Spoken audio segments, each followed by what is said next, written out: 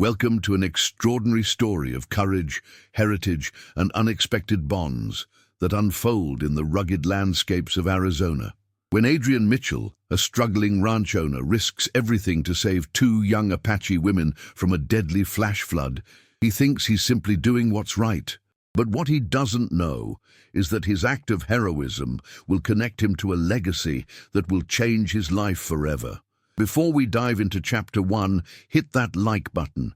If you're ready for a story that proves heroes come in all forms, and don't forget to comment below telling us where you're watching from. Are you joining us from the desert Southwest or somewhere else around the world? We love connecting with our global audience. The Rescue. The late afternoon sun blazed over the Sonoran desert as Adrian Mitchell guided his battered Ford pickup along the dusty road, connecting his failing cattle ranch to the main highway.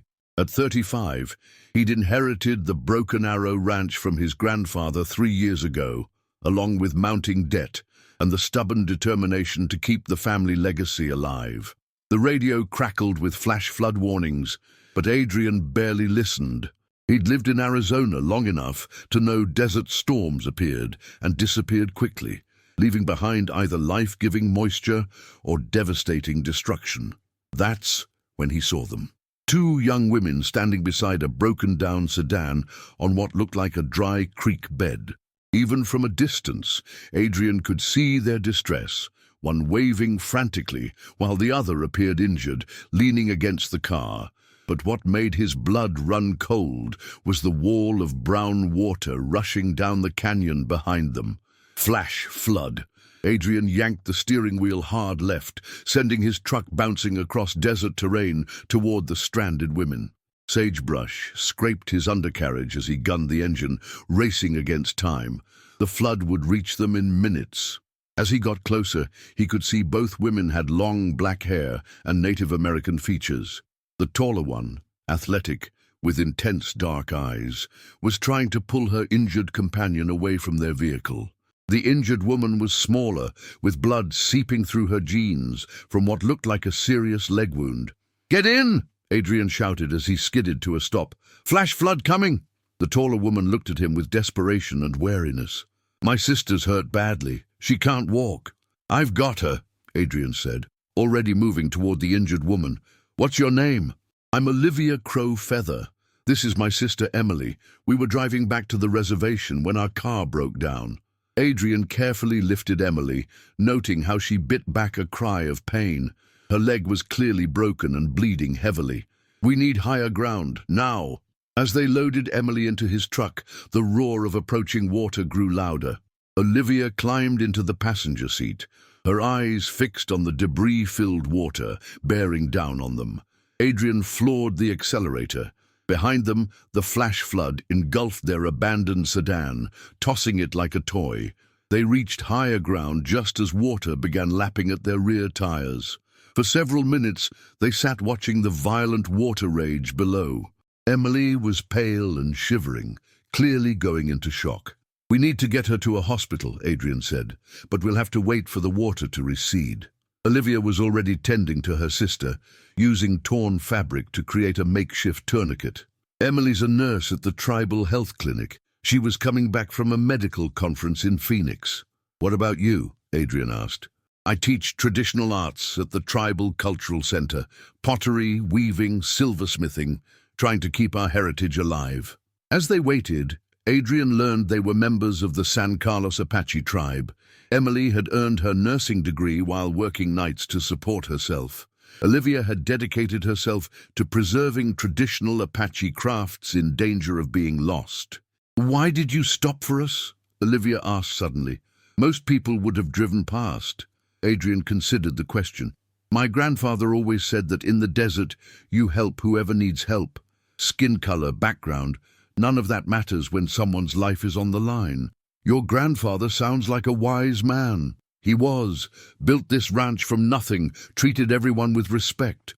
Boom. When the water receded enough for them to drive, they headed to the tribal health clinic, which was closer than Tucson's hospital. The modern, well-equipped facility surprised Adrian with its sophistication. Emily was immediately taken into surgery by Dr. Sarah Yellowbird.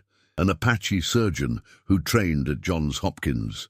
In the waiting room, Adrian sat beside Olivia, both still covered in desert dust and dried blood.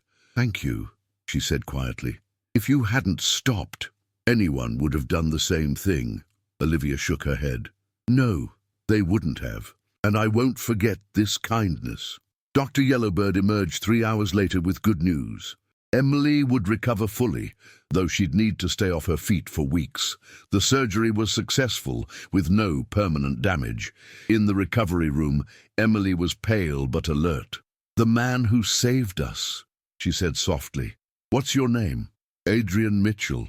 I run the Broken Arrow Ranch about an hour west of here." Something flickered in Emily's expression. Recognition.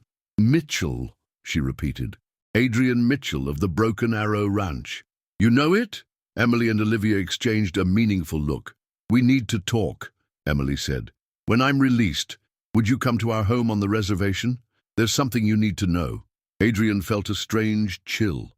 "What kind of something?" "Something about your grandfather," Olivia said quietly, "and about our family. About a debt that's been waiting 60 years to be repaid." As Adrian drove home that night, his mind raced with questions. What could these Apache sisters know about his grandfather? What debt could exist between their families? Why did he feel like his simple act of helping strangers had set something much larger in motion? The desert stars offered no answers, only the promise that some stories take generations to unfold. The legacy. 3 days later, Adrian found himself driving toward the San Carlos Apache reservation with curiosity and apprehension. The reservation sprawled across nearly 2 million acres of high desert and mountains. As he followed Olivia's directions through San Carlos, he was struck by the mixture of traditional and modern life, satellite dishes on hogans, pickup trucks beside horses. The Crow Feather family home was a modest ranch-style house with a large front porch, where an elderly woman sat in a rocking chair, working on intricate beadwork. She looked up as Adrian parked, her weathered face breaking into a smile. "You must be Adrian Mitchell," she said, rising with surprising grace. "I'm Rose Crow Feather, Olivia and Emily's grandmother. I've been looking forward to meeting you." There was weight in her tone that made Adrian feel this meeting had been planned long before the flash flood. Inside, Emily was resting on the couch, her injured leg elevated, while Olivia prepared dinner. Rose returned from the kitchen carrying a wooden box that looked carefully preserved for decades. "Your grandfather was Thomas Mitchell," she said. It wasn't a question. "Yes, he died 5 years ago. How did you know him?" Rose opened the box and withdrew a faded photograph. She handed it to Adrian, who found himself staring at a black-and-white image of his grandfather as a young man, standing beside a beautiful Apache woman in traditional dress.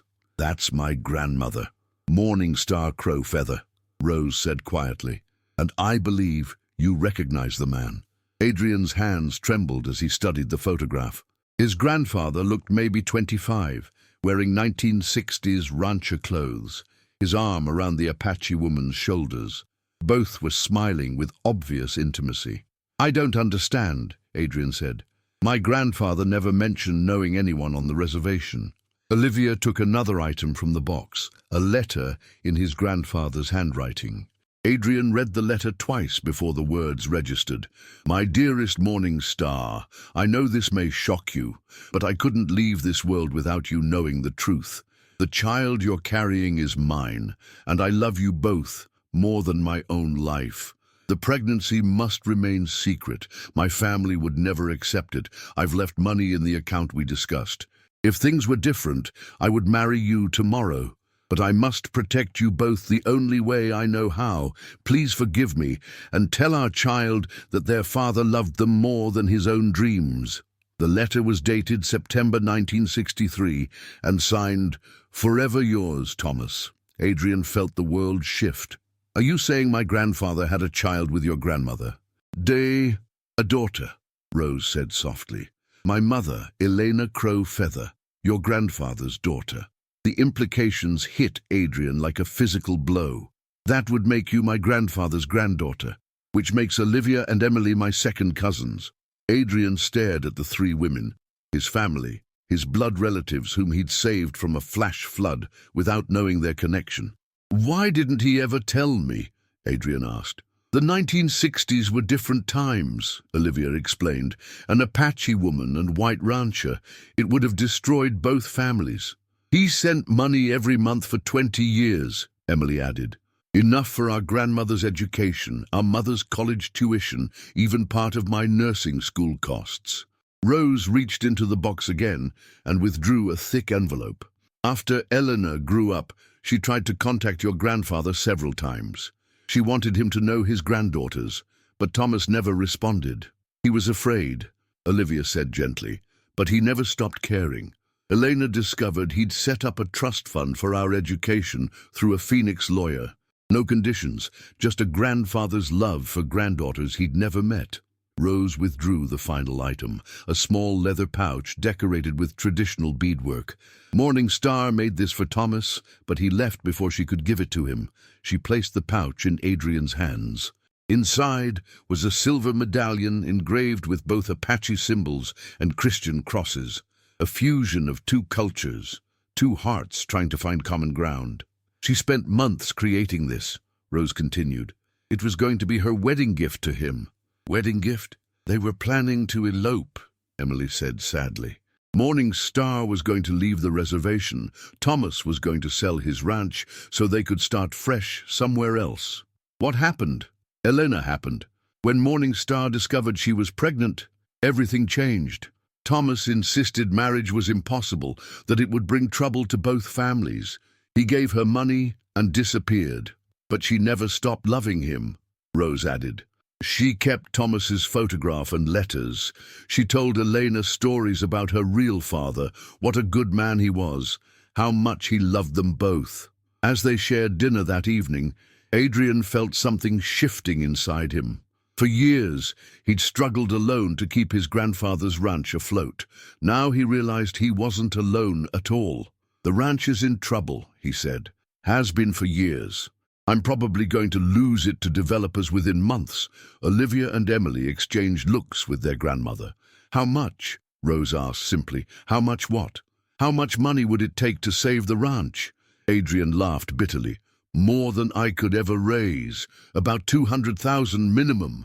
Rose walked to an old desk and returned with a bank statement. She placed it in front of Adrian. The account balance showed $847,000. "Elena's trust fund," Rose explained. 60 years of monthly deposits, plus interest and investment growth. We always thought of it as belonging to our grandfather. Money held in trust until our families could come together. Adrian stared at the statement. "I can't take this money." "It's not our money to give," Olivia said firmly. "It's your grandfather's money being returned to his family to save his legacy." "Our dreams don't require money," Emily interrupted. "They require family, heritage, connection, things we thought we'd lost when our mother died." Rose leaned forward, her aged hands covering Adrian's. "Your grandfather saved our family twice, once with his love for Morning Star and once with his support for Elena. Now it's time for his legacy to save his ranch and bring his families together." As Adrian drove home that night, the leather pouch resting beside him, he realized that sometimes salvation comes from the most unexpected places. He'd thought he was helping strangers, but he'd actually been rescued by family he never knew existed. The desert stars seemed brighter somehow, as if approving of the healing that was finally beginning after 60 years of separation. The partnership. 2 weeks later, the Broken Arrow Ranch was a hive of activity. Adrian had never imagined that accepting his grandfather's legacy would lead to such complete transformation. Emily had recovered enough to walk with minimal assistance, and both sisters had taken leave from their jobs to help with what Olivia called the restoration project. Indeed, what had started as financial arrangement had evolved into true partnership, honoring both Apache heritage and ranching legacy. "The irrigation system needs complete overhaul," Emily said, reviewing their agricultural assessment. Her nursing background gave her analytical skills invaluable for ranch management. "But if we implement water conservation techniques the tribe uses, we can increase productivity, while reducing costs. Olivia looked up from her sketches. I've been talking to master craftsmen on the reservation. They want to establish a satellite workshop here. Traditional silversmithing and pottery that tourists can observe and purchase. The cultural center thinks it could be significant revenue. Adrian felt excitement mixed with anxiety. The scope of their plans far exceeded anything he'd imagined. Are you sure about this? He asked. This is much more complicated than keeping cattle and growing hay. Rose, who had appointed herself the project's spiritual advisor, smiled from the ranch house porch. She'd been spending days at the ranch, claiming she needed to bless the healing between families, but actually providing invaluable guidance. Complicated is good, she said. Simple never lasts. Your grandfather understood that. Surviving in the desert requires adaptation, partnership, and respect for the land. The transformation began immediately after Adrian accepted the trust fund. First step was paying off immediate debts that had been crushing him for years. The relief was overwhelming, but nothing compared to the emotional impact of working alongside family he'd never known existed. Emily researched sustainable ranching practices, combining scientific training with traditional Apache knowledge about land management. She discovered the reservation had developed innovative techniques for desert agriculture that could revolutionize how the Broken Arrow operated. Instead of fighting desert climate, we work with it, she explained, spreading out plans for revolutionary water management. Solar-powered pumps, drought-resistant native grasses, rotational grazing that mimics how buffalo naturally move. We could reduce water usage by 60% while improving soil quality. Olivia focused on cultural and tourism aspects. Her connections within the Apache artistic community had opened doors Adrian never knew existed. Master craftsmen were eager to demonstrate traditional techniques to tourists. We're not talking about cheesy, Wild West tourist trap, she explained. This would be authentic cultural education. Visitors could learn real Apache history, watch traditional crafts being made, participate in workshops. Revenue would support both ranch and tribal artisans. But the most significant change was in Adrian himself. For years, he'd carried the ranch's weight alone, feeling isolated and overwhelmed. Now, every day brought new energy, perspectives, and family connection he'd never experienced. There's something else we need to discuss, Emily said one evening as they watched sunset paint the desert mountains gold and purple.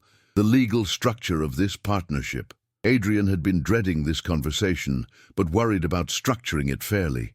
The trust fund paid off debts, but you've both invested time, expertise, and connections worth far more than money. You should be full partners, not just investors. Olivia and Emily exchanged glances with their grandmother, who nodded. We've been discussing this with the tribal council, Olivia said. There's a legal framework for partnerships between reservation businesses and private ranches. It would allow us to combine resources while respecting both tribal sovereignty and private property rights. Emily pulled out a folder containing legal documents. A three-way partnership. You retain ranch land ownership, but we establish a joint venture for all business operations. Profits shared equally, decisions by consensus, and fair buyout process if anyone wants to leave.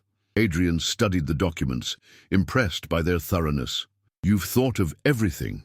Our grandmother insisted on one additional provision, Olivia said with a slight smile. Rose spoke from her rocking chair.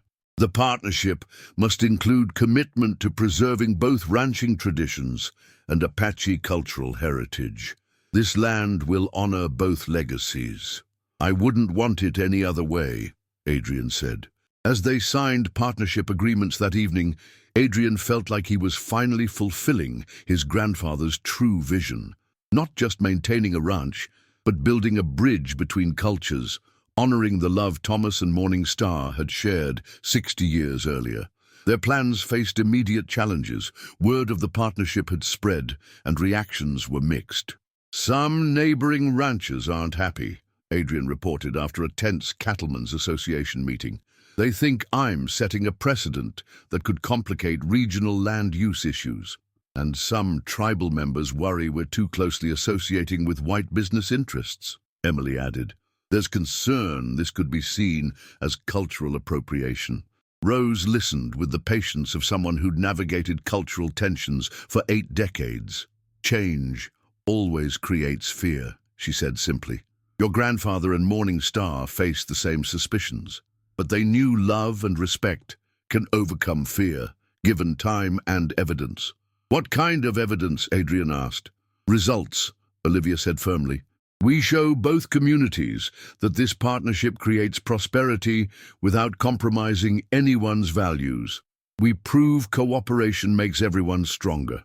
The first major test came when environmental activists protested their water management plans, claiming any ranching expansion would harm desert ecosystems. But Emily organized a public meeting where tribal environmental scientists presented research on sustainable desert agriculture. This isn't about expanding harmful practices, Emily told the crowd. It's about replacing harmful practices with sustainable ones tested by indigenous communities for centuries. The meeting was a turning point. Instead of opposition, they began receiving inquiries from other ranchers interested in sustainable techniques. Environmental groups started viewing the partnership as a model for responsible development. I'm starting to understand what my grandfather saw in this land, Adrian told his partners one evening. It's not just about raising cattle or preserving traditions. It's about proving different communities can work together to create something neither could achieve alone. That's exactly what he saw, Rose confirmed.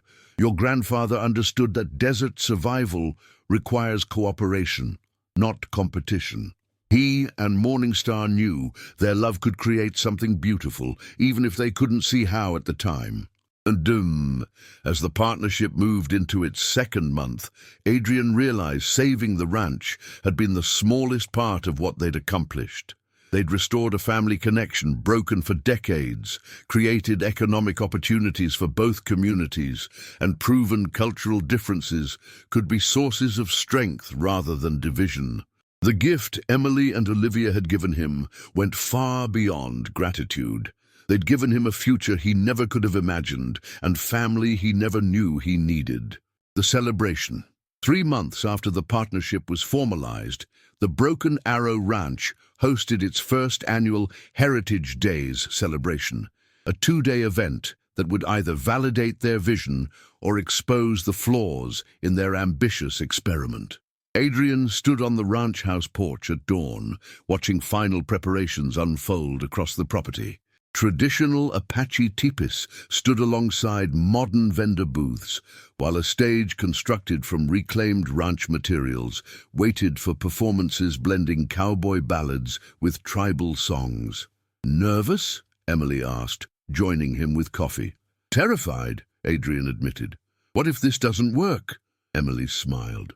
My grandmother has a saying, the eagle doesn't fear the storm because it knows the wind will lift it higher. Today, we find out if we're eagles or wishful thinking. The first guests arrived at 8 a.m. A bus from Phoenix, followed by cars carrying families from both the reservation and surrounding ranching communities. Adrian had worried the groups might self-segregate, but he was relieved to see immediate mingling as children from both communities gravitated toward the petting zoo Emily had organized. Olivia had transformed the main barn into a showcase for traditional Apache crafts. Master silversmiths, weavers, and potters demonstrated techniques passed down through generations while explaining cultural significance. Adrian watched visitors, mostly non-native tourists, listening with genuine respect and fascination. This is incredible, said Dr. Margaret Henderson, a retired professor from Tucson. I've lived in Arizona 30 years and never understood the sophistication of Apache artistic traditions. That's exactly what we hope for, Olivia replied, helping Dr. Henderson try basic beadwork. Most people only know Apache culture from movies and stereotypes. We want to show the reality, the innovation, beauty, complexity. The morning's highlight was a demonstration by Rose and two other tribal elders of traditional cooking techniques. They'd built an outdoor oven using clay and ancient methods, preparing fry bread, roasted corn, and desert plants that had sustained Apache communities for centuries. Food tells the story of a people, Rose explained to the gathered crowd. How we adapt to the land, share with others, pass knowledge to children. This meal connects you to thousands of years of desert wisdom. Adrian noticed several local ranchers had stayed for the cooking demonstration, including his neighbor Jake Sullivan, who'd been one of the most vocal critics. "I'll admit," Jake said quietly to Adrian, "I didn't expect this level of sophistication. I thought you were starting some kind of Wild West show." "That's what we were afraid people would think," Adrian replied. "But this is about real culture, real heritage, real partnership." The afternoon brought the most challenging part. A panel discussion about land use, cultural preservation, and economic development in the modern Southwest. Emily moderated the panel, which included tribal council members, local ranchers, environmental activists, and tourism officials. "The question isn't whether change will come to this region," Emily said. "The question is whether that change will respect and preserve what makes this place special, or replace authentic culture with generic development." A rancher from the neighboring county raised his hand. "How do we know this partnership won't lead to more demands for land rights or territorial changes?" Rose stood to answer. "Young man, we don't want your land. We want your partnership. We want to prove different communities can prosper together without anyone losing their identity." The evening brought the cultural performance Adrian had been anticipating with excitement and anxiety. Traditional Apache dancers would perform alongside local country musicians in a program honoring both cultures without appropriating either. As darkness fell, torches and carefully placed lighting created an atmosphere both festive and reverent. The performance began with a traditional Apache blessing, followed by stories explaining the historical and spiritual significance of the dances. The Apache dancers moved with grace and power that left the audience spellbound. Their traditional regalia caught the torchlight, creating patterns of shadow and flame that brought ancient stories to life. Then something unexpected happened. Jake Sullivan approached the stage with his guitar, asking permission to play a song his grandfather had written about the desert landscape. The tribal musicians welcomed him, and soon cowboy ballads were blending with Apache songs in improvised harmonies that had never existed before but felt completely natural. "This is what your grandfather dreamed of," Rose whispered to Adrian as they watched the musical collaboration unfold. Not the separation he was forced to accept, but the unity he and Morning Star believed was possible. The celebration concluded with a ceremony Adrian hadn't anticipated. Rose called him, Emily, and Olivia to the center of the gathering, where she presented each with traditional Apache name certificates. "In our tradition," she announced, "when someone proves their commitment to our community and values, they receive a name reflecting their character and contributions." She turned to Adrian first. "You will be called Bridge Walker, one who connects different paths and helps others cross safely between worlds." To Emily, "You will be Healing Hands, one who brings wellness to body, community, and relationships." To Olivia, "You will be Story Keeper, one who preserves wisdom and creates new narratives for future generations." As the crowd dispersed and cleanup began, Adrian found himself sitting by the dying ceremonial fire with his partners and grandmother. "So what do you think?" Emily asked. "Eagles or wishful thinking?" "Definitely eagles," Adrian said, feeling contentment he'd never experienced. "But more than that, I think we've proven something important." "What's that?" Olivia asked. "That the best way to honor the past is to build a better future.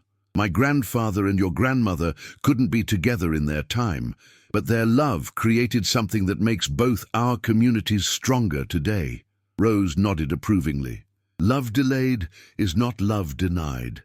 Sometimes it takes generations for seeds to bloom, but when they do, the harvest feeds everyone." The Heritage Days celebration had exceeded all expectations. They'd hosted over 800 visitors, sold out craft demonstrations, and received inquiries from ranchers across 3 counties about sustainable agriculture techniques. More importantly, they'd proven cultural partnership could create prosperity without compromising authenticity. 6 months later, the Broken Arrow Ranch had become a model for cultural tourism throughout the Southwest. Emily had been invited to speak at agricultural conferences about sustainable desert farming. Olivia's craft workshops had a 6-month waiting list. Adrian had been featured in ranching magazines as an innovator who'd preserved traditional ranching while embracing cultural partnership. But the greatest success was personal. The 3 partners had become more than business associates. They'd become family in the truest sense, connected not just by blood, but by shared purpose, mutual respect, and the healing of old wounds. "Sometimes I wonder what would have happened if I'd driven past that day," Adrian mused as they sat on the porch one evening, watching a spectacular desert sunset. "You wouldn't have," Emily said with certainty. "Grandfather Thomas raised you right. You would have stopped. And we would have found each other eventually," Olivia added. "Some connections are meant to happen." The flood just made it dramatic. As stars appeared over the desert, Adrian realized the gift Emily and Olivia had given him was indeed more than gratitude. It was the restoration of a family divided by time and circumstance, the fulfillment of love deferred but never forgotten, and proof that sometimes the most unexpected rescues are the ones that save the rescuer. The Broken Arrow Ranch now stood as a monument to what was possible when people chose cooperation over conflict, understanding over prejudice, and healing over hurt. Thomas Mitchell and Morningstar Crowfeather's love story had finally found its happy ending, 60 years after it began. That's the incredible story of how one act of heroism uncovered a 60-year-old love story and created a partnership that transformed an entire community. Adrian's courage led to the discovery of family he never knew existed and the fulfillment of his grandfather's deepest dreams. If this story touched your heart, smash that like button and subscribe for more amazing tales of family, heritage, and the power of choosing love over fear. We want to hear from you. Comment below and tell us, where are you watching from around the world? Have you ever discovered unexpected family connections? What would you do if you found a secret in your family's past? Hit that notification bell so you never miss our stories of courage, redemption, and the healing power of family.